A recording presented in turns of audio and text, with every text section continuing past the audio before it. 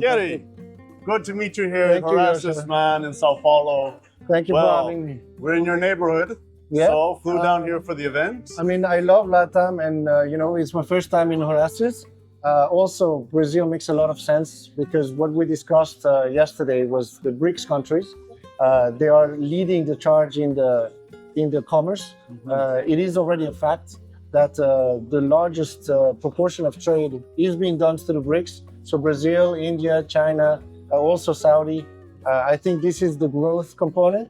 Horasis is a lot of minds, entrepreneurial minds, and I think that's the difference, right? That you have this entrepreneurial mindset into solving problems with a specific vision, and I think it's very like-minded people, and I love it. Yeah, and interesting, like-minded, but very different perspectives. They're coming from different backgrounds, technology, social impact, regenerative, environment. I'd love if you can tell me, like, where do you fit in this? You're in your project, like, how is this a piece of this puzzle?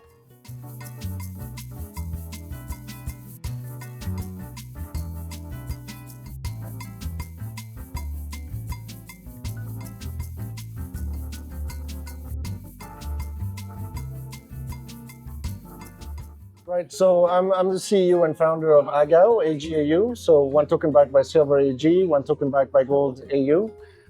In a nutshell, what we offer is a neutral settlement layer using blockchain as alternative to SWIFT, and a neutral money as alternative to political money or fiat money, USD or euros or else, so that you can basically have free trade no matter who you are and what you do in a legal way.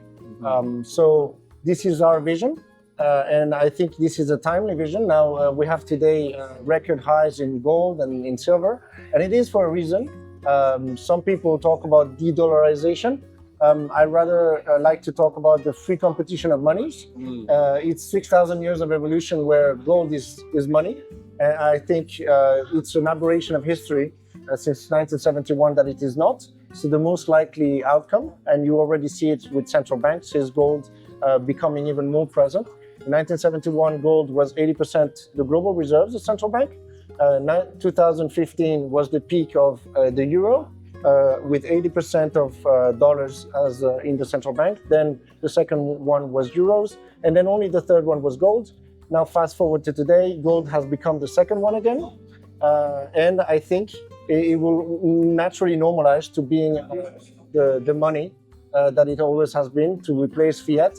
And so I think what we discussed yesterday was the dangers of the stablecoins, the way they are built today, and also the CBDCs in terms of privacy.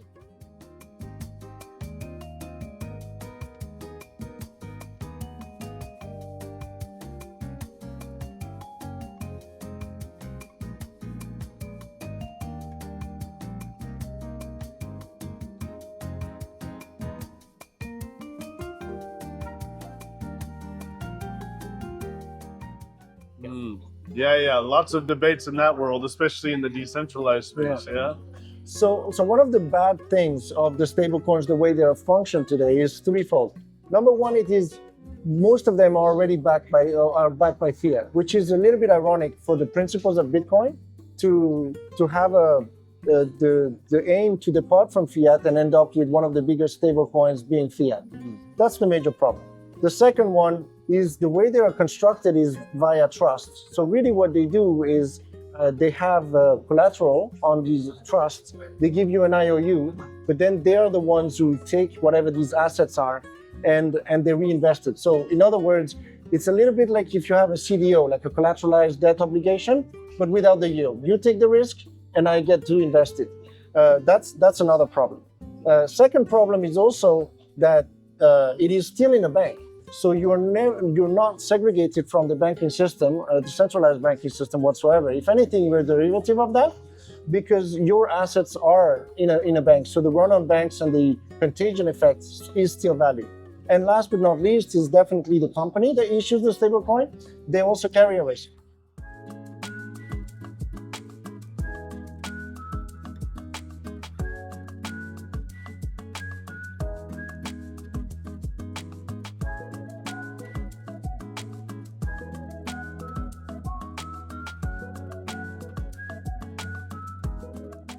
So imagine one bond defaults. If one bond defaults, the peg can vanish and they can create a crisis of confidence and a panic. And we actually kind of expect that to happen at some point because it is cyclical. What we do with AgAu is the opposite. We actually work more like a vault and like a digital gold certificate with direct ownership. The owner of the token is the owner of the physical material. So we do not lease it, we do not lend it, and it is yours, it is not mine. So then you have the choice to either stay outside the banking system or then deposit it and then enter in the credit system. But at least you have the choice, and at least it is really segregated from all systemic risk. I think this is the right way to construct it. And hopefully, in the future, we will be able to move onto a private blockchain, or at least with privacy features. As of now, we're looking at the top three, Ethereum, Solana, and some XRP as well, so that people have the choice. But it is mainly a B2B to allow corporate treasuries and balances to do these transactions, without in a permissionless system, if you want. And soon we're going to be deploying on the public blockchains for democratizing this type of solution. Yeah.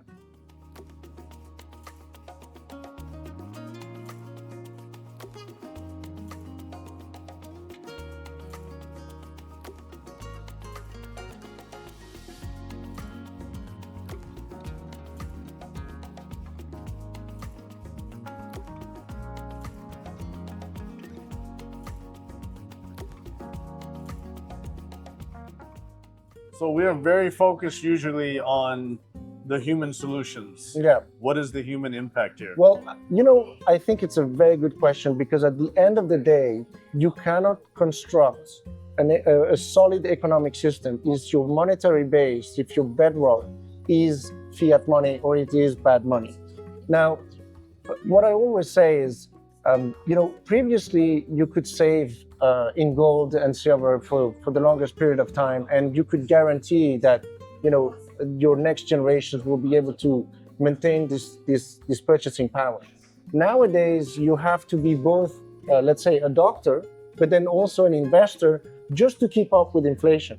So, in other words, you have the choice between, in certain countries, hyperinflation, or in other countries, at best, you have hyperinflation in slow motion.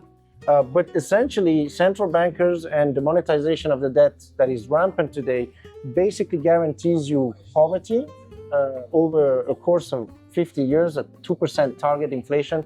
So this is a major problem to solve.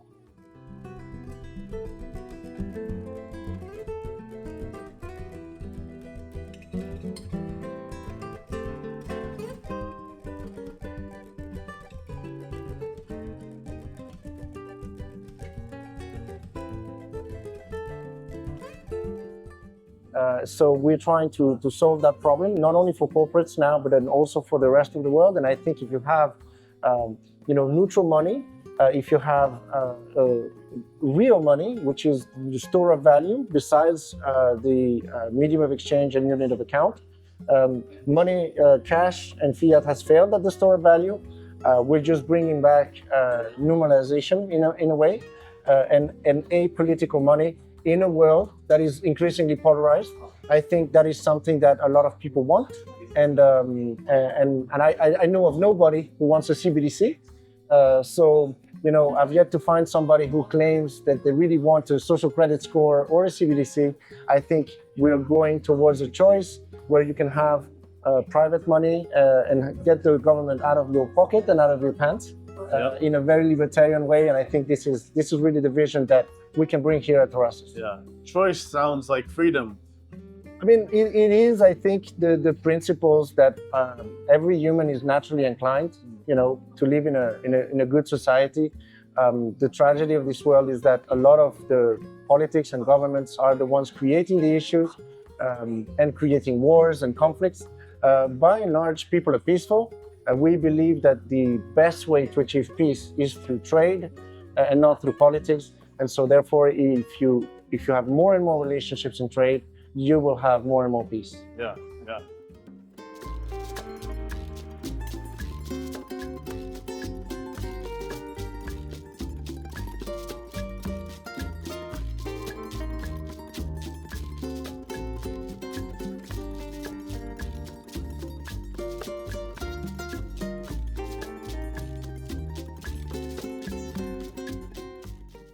There were quite a few startups, people who are here representing their passion, the things that they're trying to build. How long have you been working on this now? Oh, I've been working on this since 2017. The company was founded in 18. Okay. We have the privilege to have 2 former CEOs of Swiss banks in the board, people from commodity trading, myself and former directors of Glencore. We have really a good team behind to push this vision forward. It's not a Fugazi coin. There is actually logistics behind. There is a real business process, and I think doing things right takes time. But we are also counting on not only our success, but sometimes also the failures of doing it wrong. Yeah. So I think the more choices you have, the better the customer is off, and that's really what we want to provide. What you've worked through failures in this time, for those people who are out there creating solutions and who are really working hard to build their projects and make things happen, what kind of message do you have for them? Something to give to them as they go forward in the pursuit of changing their own world? I think every crisis is an opportunity, right? So naturally, when you see a crisis, a personal crisis, or something that you see is a problem for you, you have to ask yourself, is this a problem only for me, or is this a problem for a lot of people?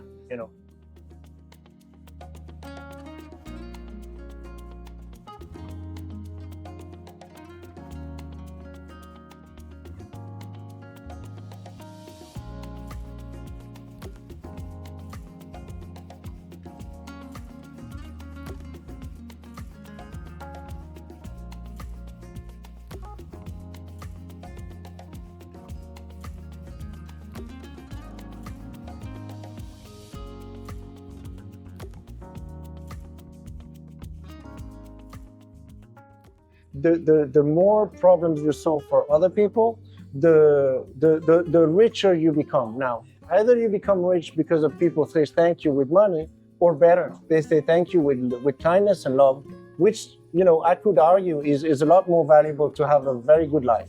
So solving problems for yourself, but then also for others, is the best way to have a fantastic life. Looking at yourself in the mirror and say, what has God given me in the tools and experiences that allow me to create a solution for others, and then take that and run with it. I think that's kind of like a good process to have. That's the process I had. I think the systemic problem we have is this: somebody's got to do it. Yeah. And so at least trying to do that battle and choose that as a life goal is a pretty noble thing to do. Beautiful. Yeah. That's right. Give us a little bit of information. Where can we learn more about what you're working on and how things are coming out? You can find us on social media, agau.io, agau.io. You will see all our social media, X, Instagram, and the rest of them. All the cool also platforms. LinkedIn. Yeah. We want to diversify the different platforms, but definitely we offer for free speech, and we hope we'll be able to put our message out. I love it. Thank you for your time, Thierry. Thank you so much for what you're doing. Thank you. See you next Horasis, huh? Well, I will. I hope so. Thanks.